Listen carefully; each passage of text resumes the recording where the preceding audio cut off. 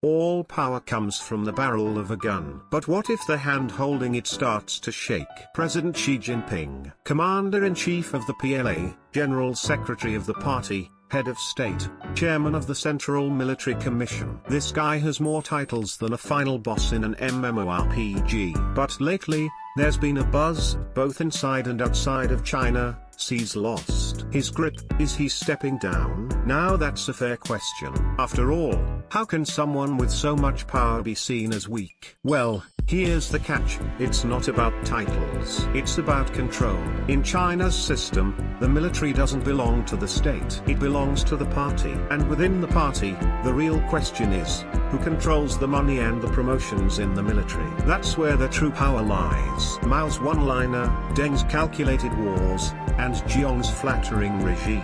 All power comes from the barrel of a gun. This famous one-liner from Mao Zedong isn't just catchy. It reshaped the entire DNA of Chinese politics. It means, power doesn't come from a title on paper. It comes from who actually holds the trigger. And Mao?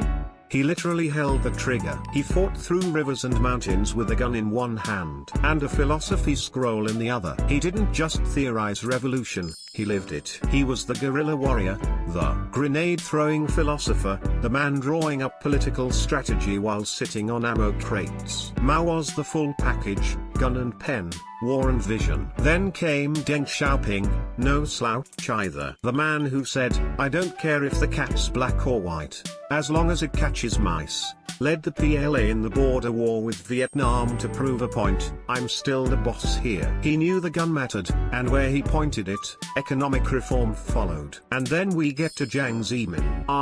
Jiang. Where do we even start? This guy was more of a language major than a war hero. Instead of army or navy, the better question would have been, Mandarin or English lit? He gave off more college returnee vibes than Commander-in-Chief. After Tiananmen, Deng just yanked Jiang out of Shanghai and plopped him in Beijing. Like a buy one, get one free leadership special. Don't worry if you've never held a gun. Just sit there and look authoritative. But Jiang knew better. He understood that without the military's trust, the party throne is just a paper crown. So he rolled out an ambitious plan to cozy up to the army. Enter Operation Candy for commanders. He handed out promotions like candy on Halloween, gave generals kids express lanes to top jobs, built vacation resorts, clubs, and hot spring retreats just for the military elite. The PLA started to look less like a military and more like a VIP shopper program. Are you a senior officer? Congrats. Today you get a star. Tomorrow, a Mediterranean spa package. Then he allowed the military to go into business. The idea was financial self-sufficiency. The result, PLA officers dealing in smuggling, arms, logistics, and real estate. By 1998, the PLA clashed with smugglers and reportedly killed 450 people and injured over 2,200. Not during war, during an anti-smuggling op. Seriously, it was so intense. People started calling them the People's Liberation Corporation Limited. Military control flattery purge theater. Jiang pulled it off using a three-step strategy. Flatter, retire, purge. Step 1: shower promotions. Old generals? Sir, I admire your lifetime of service. Star, star, star. He once promoted 150 generals in one day. Was there a star relief center in his office or something? Step 2: the retirement show. Once promoted? Congrats. Now, enjoy your retirement. With full perks, of course. Pension, villa, children's benefits, resort access, a full VIP retirement package. Then came step 3: the clean up. Outspoken generals or ones who didn't kiss the ring? Here's your thank you plaque and your retirement papers. All this while Jiang grinned and said, me? Purge someone?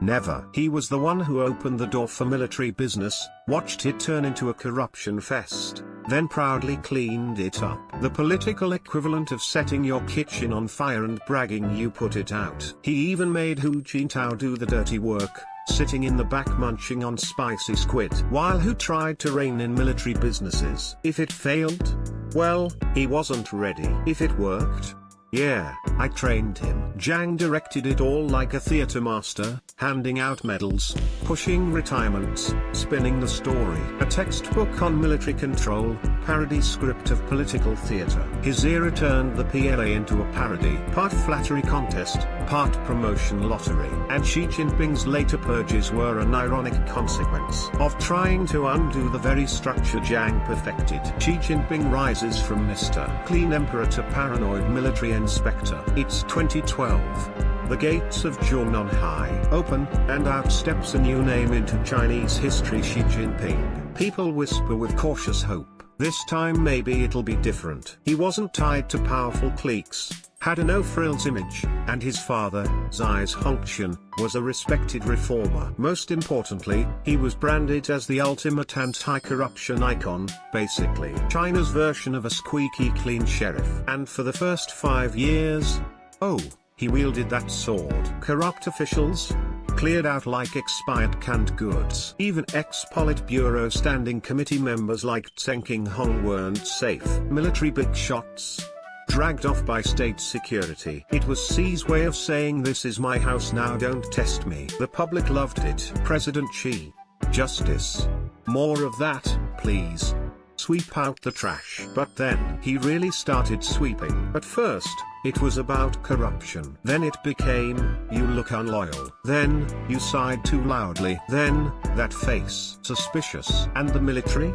It became a prime target. Why? Because you should never trust the guy holding the gun. Okay, Xi didn't say that, but he sure acted like he believed it. At first, he tried sweet-talking the military. You are the shield of the nation, the muscle of the people. He gave them promotion powers, bigger budgets, better benefits, and the military was loving it. But then the knife slowly turned. Wait, who's really on my side? Cue the great military purge renaissance. Rocket force generals? Out. Strategic support force leaders? Gone. Even the military medical corps? Cleaned out. Here's the kicker. Most of the purged generals were handpicked by Xi himself. Wait, what? Why would he purge his own guys? Because in Xi's world, loyal means loyal today. Tomorrow? We'll see. Even if you were 100% loyal yesterday, if your face looks iffy today, bye. That's why a new saying emerged inside the PLA. Getting promoted under Xi is a liability. The fall of Li Shangfu and the rising paranoia. One symbolic moment. The dramatic fall of Defense Minister Li Shangfu. This guy was on the US sanctions list. Known as the anti-American patriot general, he was a key piece in Xi's military diplomacy puzzle. And then, boom, axed. Now imagine you're a general at a banquet. Everyone's clinking glasses and whispering, let's toast, and hope this isn't our last drink. Spoiler for some, it is. And recently, Xi's most trusted military star, He Weidong, vanished from the public eye. He wasn't just any general. He was the MVP of Xi's military dream team. Think of him as the starting striker in Xi's Army FC. But now? He's not even on the bench.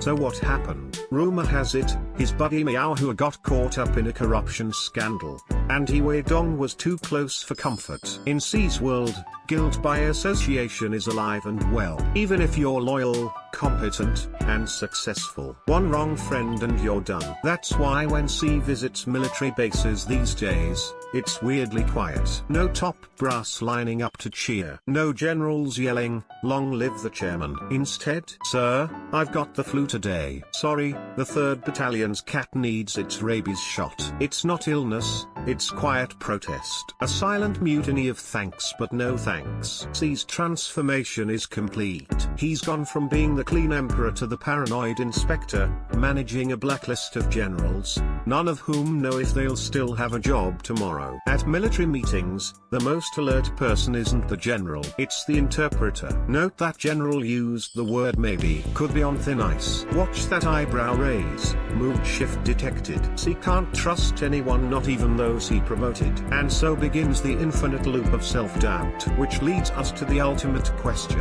Mr. Chairman, is there anyone you actually trust? He Weidong, the meteor that burned out. There's an old saying in China. A star that rises overnight is gone by morning, and nobody embodied that better than He Weidong. He was Xi's golden boy, a franchise player in the so-called Sky Army, Xi's loyal lineup of rapid fire. In 2021, he became commander of the Eastern Theater Command. 2 years later, boom, vice chairman of the Central Military Commission, the number 3 spot in the entire Chinese military. People were like, wait, what did he do to get there? Answer: loyalty to Xi. His nickname? Xi Jinping's same-day delivery missile. But here's the problem with fast deliveries: sometimes the package explodes. He Weidong flew through the ranks so fast, it felt like a video editing mistake. And rumors started flying. What's the deal with this guy? Bet he falls just as fast. And bingo. The 20th anniversary of the anti-secession law. One of the biggest military events of the year. Location? Beijing. Xi Jinping? Present. He Weidong, military number 3, absent. Everyone held their breath. This isn't good. In his place? General Lucian Li, linked to the Zhang Yuxia faction. Rumors exploded. He's been arrested. He was with Miao Hua. Weren't they both working on Taiwan invasion drills? Turns out, He Weidong was the go-to guy for those drills. He and Miao were practically military brothers. So when Miao went down for corruption, everyone knew who was next. This wasn't just bad luck, it was predictable tragedy. And the government? Said nothing. Even within the military, the reaction was seriously? This guy was so loyal, should have earned a frequent flyer card or something. But in Xi's China, too loyal? You're a threat. Not loyal enough? You're a threat. So what's the smart general's motto? Keep your head down and retire quietly. And here's the kicker. Even Xi can't fill He Weidong's spot now. Why? Because senior officers have caught a new disease: promotion PTSD. Nobody wants the job. At military meetings, you hear conversations like, "Hey, I heard you're up for vice commander." Me? Oh no, I've got dinner plans. He Weidong's fall wasn't just a bad hire. It was a red flag for the cracks in Xi's lightning promotion. Yes, loyalty might get you to the top overnight. But in this system, loyalty alone won't save you from the fall. Zhang Yuxia, the real power behind the gun, the ownership has changed. Now this is where the real story of China's military begins. The new main character? Zhang Yuxia. Even his name sounds sharp. Yuxia evokes a free-flowing blade in the wind. And these days, folks in China's military circles are whispering that he's the true owner of the gun. Why? Because of one photo and one cold shoulder. Closing ceremony of the 2 sessions. As Xi Jinping, president of China, walked out of the hall, every top official was expected to turn and bow politely. But Zhang Yuxia? He stayed turned away, didn't even glance at Xi. He was organizing his bag, gave a lazy side eye, and that's it. Scene over. In Chinese political theater, this is basically a silent coup. A non-lethal mutiny. People were stunned. Wait, did Zhang Yuxia just throw shade in public? Is this a serious power crisis for Xi? Of course, don't expect to find this moment in any official video. It lives in the realm of unofficial legend. And this wasn't just for show. Right after that, Zhang Yuxia's faction started crawling back out of the woodwork. Take Li Qining, former army chief, previously purged, now showing up at meetings again. Naval and paramilitary ranks began shifting toward what many call Zhang Yuxiaization. A major sign? The appointment of Fu Wona as deputy commander of the People's Armed Police. Again, these appointments haven't been confirmed by state media, but everyone's talking. Here's the kicker: Fu Wona was once a 4th Division commander under Zhang when he led the Shenyang military region. Now he's a lieutenant general in charge of paramilitary operations. Translation?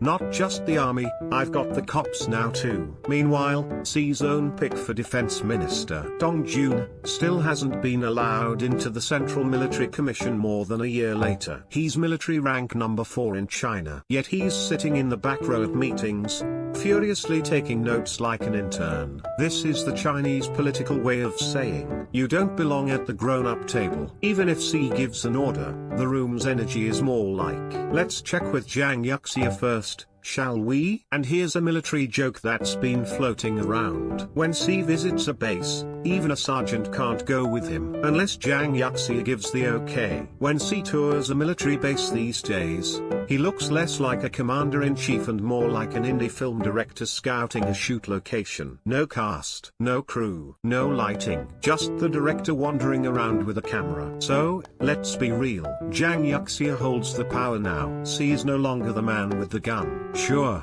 he's still the chairman of the Central Military Commission on paper. But even inside the commission, he doesn't control who shows up. China's military is undergoing a silent revolution. Those who survived the purges are now the ones wielding the knives. Even the personnel power is slipping. They can take my army, but not my HR department. That's been Xi Jinping's last stronghold: control over personnel. Sure, all power may come from the barrel of a gun, but who hands out the guns? That's decided by appointments. And in the CCP, the scariest department isn't state security or the courts. It's the Central Organization Department. This isn't some dull HR office. This single department decides who becomes a general, a minister, a provincial chief, a judge, a prosecutor, even a TV news anchor. In China, the sword that hires and fires is held not by the police, but by the Organization Department. Xi knew this. That's why, right after taking office, he stuffed the department with allies from his Tsinghua University network. The key figures? Chen Zai, followed by his successor, Li Ganji. And Li Ganji wasn't just some policy wonk, he was also tight with Zai's wife, Peng Liyuan's hometown network in Shandong. In short, the Organization Department? Yeah, that's mine. Until it wasn't. Spring 2024. A bombshell reshuffle. Li Ganji demoted to head of the United Front Work Department. Shi Taifeng suddenly promoted to head the Organization Department. This wasn't just a desk swap. In Chinese politics, this is a red card. Let me paint a picture. Imagine a soccer game. Xi is the team captain. The ref suddenly benches his star midfielder, Li Ganji, and throws in a 69-year-old veteran Shi Taifeng from the opposing team's bench. The crowd goes wild. What the hell kind of match fixing is this? But the real plot twist? Shi Taifeng's resume. On the surface, he's just an old-school bureaucrat, a soon-to-retire technocrat. But behind the curtain, he's a Tseng King-hong loyalist. In 2001, when she was appointed deputy president of the Central Party School, Tseng was the organization department head. That job was literally Tseng's call. For 5 years, she served under Tseng, loyally scribbling notes. In today's language, Tseng's inner circle. Certified. Plus, she's reportedly close to the Communist Youth League faction also. No fan of Xi. So now we have this, an organization department boss who's tight with both of Xi's main rivals, Tseng King-hong and the Youth League. This is like giving the keys to your family safe to the old neighbor you had a blood feud with. And to top it off, the way this reshuffle happened was sketchy. Normally, a move this big would be announced during a major party congress or National People's Congress. But this time, it just happened, with no Politburo meeting, no warning. This is basically, hey, you're out. Wait, why? Because a classic backroom power shift, and you could smell it from a mile away. Again, no official confirmation that the swap was irregular, but the gossip says plenty. And with this one move, Xi lost his entire personnel power network. The Tsinghua clique, the Peng Liyuan circle, and Li Ganji's line, all gone. In Beijing's political circles today, people are saying, Xi's lost the army. Now he's lost personnel. All that's left is managing his facial expressions. Losing the organization department isn't just one job down. It means the collapse of the personnel engine behind the supreme leader. Because in China, the ultimate question is, who controls the person who hires the people who pick the people? Now, that controller has changed. Xi may still wear the crown, but he can no longer reshuffle his court. Worse still, he doesn't even know who's in his court anymore. And that, folks, is the real danger. The fourth plenum and Beidaihe, Xi's final test of power. Every good political drama has that one last scene. The king, surrounded in a quiet chamber, getting politely threatened by his own people. Well, the real-life Chinese version of that scene is just around the corner. The stage, the fourth plenum and the Beidaihe meeting. Welcome to the final showdown of Chinese elite politics. First up, the fourth plenum. It's the official meeting of the Chinese Communist Party's Central Committee. Normally, it's held once a year to set big-picture political directions. But this upcoming plenum, oh, it's got a very different vibe. Officially a routine policy meeting. Unofficially the Xi Jinping Accountability Convention. Will they push him out entirely? Will they let him save face with a soft landing? Or will they script a graceful honorary retirement? Everything rides on this one meeting. Now, the warm-up round. That's Beidaihe. Every summer, China's political elders gather at the beach town of Beidaihe for a little something called Vacation with Vengeance. An informal, top-secret elder council, where feedback is less kind, suggestion and more retirement notice. Here's the spooky part. No minutes, no press releases. But when the meeting ends, people disappear and chairs get reshuffled. Hey, where'd that guy go?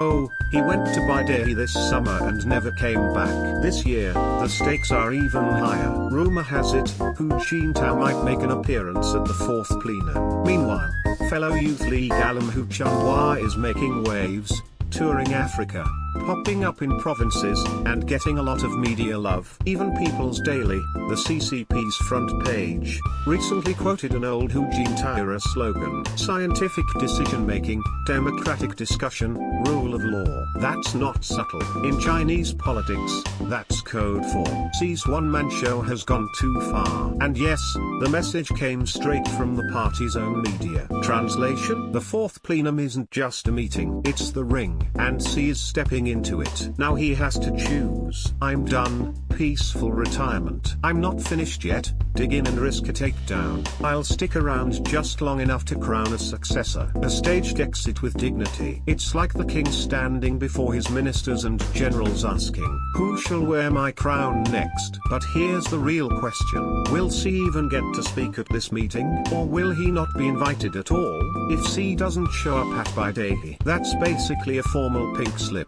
In Beijing, there's a new joke going around. If you don't get your summer break at Beidaihe, your political summer is already over. For the record, Xi's loss of control or the rise of the Youth League is speculative, based on trends, not official confirmation. Xi Jinping's retirement talk and the political meaning of grey hair. In Chinese leadership, even hair color is political. To be precise, black hair equals vitality, strength, authority. So dyeing your hair?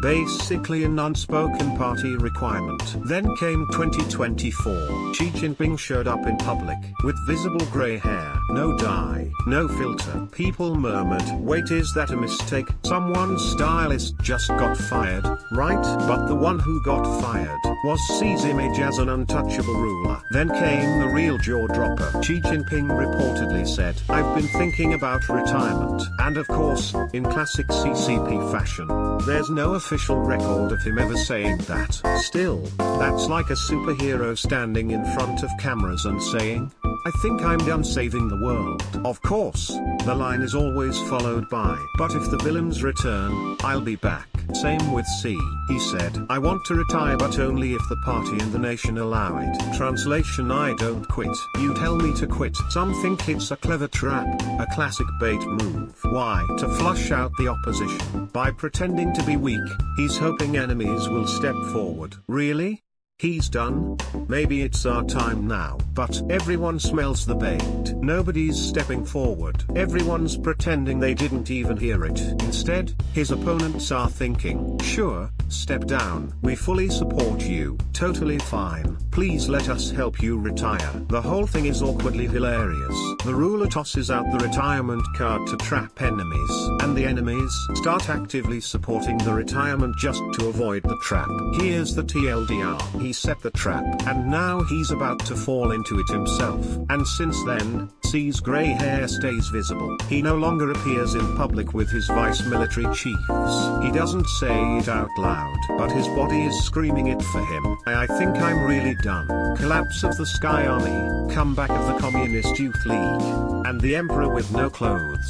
Once upon a time, Xi Jinping had his Sky Army, handpicked, ultra-loyal, elite stars that shone like constellations around him. Li Ganji, Qin Gang, Li Shangfu, He Weidong, Miao Hua, Zhang Xiaoshong. The names alone sounded like a military Avengers lineup. So where are they now? One's gone missing, one's been purged, one got reassigned, one was demoted, and the last one? Even he doesn't know what his fate is. In short, Sky Army, by army. So who's filling the vacuum? Enter, the Communist Youth League.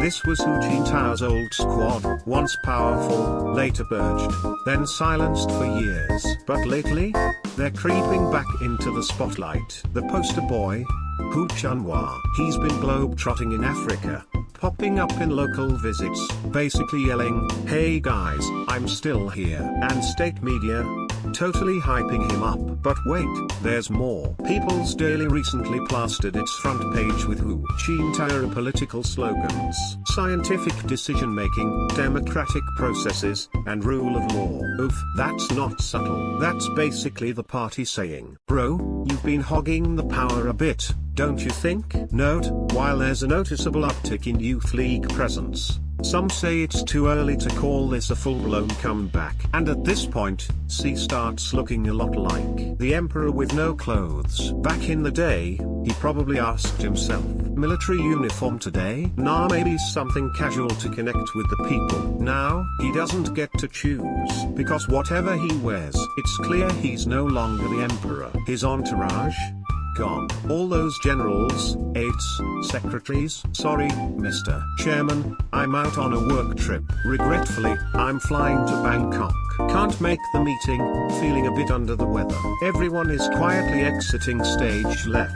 In Beijing, new political soap opera titles are making the rounds. The Fall of the Sky Army, Return of the League, Chairman's Solo Lunch Diary, How I Lost My Own Army. Sure, Xi is still technically head of the Central Military Commission, General Secretary of the party, and President of China. But now, those titles are just that, titles, not power. Final thought, power comes from the gun, but without trust, the gun is useless. Mao Zedong once said, all power comes from the barrel of a gun. And in Chinese politics, that line is stronger than the constitution. He who holds the gun, holds the power. But here's the twist. What if the one holding the gun points it at you? Right now, Xi isn't controlling the gun. He's doubting it, fearing it, avoiding it. In just 2 years, 2 defense ministers, purged, an entire rocket force, cleaned out. Even his most loyal military appointees, all gone. Why? Can't trust them. Could be due to corruption, could be betrayal, could be both. But it all boils down to one thing.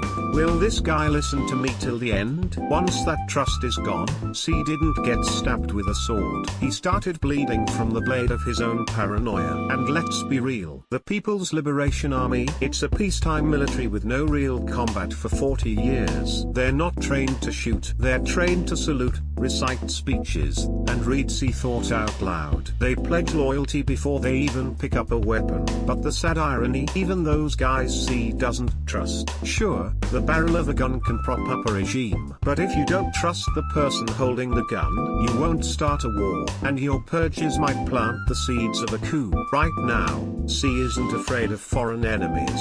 He's more scared of his own army, his own shadow, and the staff taking notes behind him. Mao once said, all power comes from the gun. And now, history needs to add a footnote. But only someone you trust should be allowed to aim it. This concludes our deep dive into one of today's hottest topics. The power struggle between the Chinese Communist Party and the military. The weakening of Xi Jinping's authority, and the growing tensions within China's armed forces. Due to the CCP's tight control over internal information, some of the events discussed in this piece are based on analysis and observed trends rather than official records. Where applicable, such instances have been clearly noted for your reference.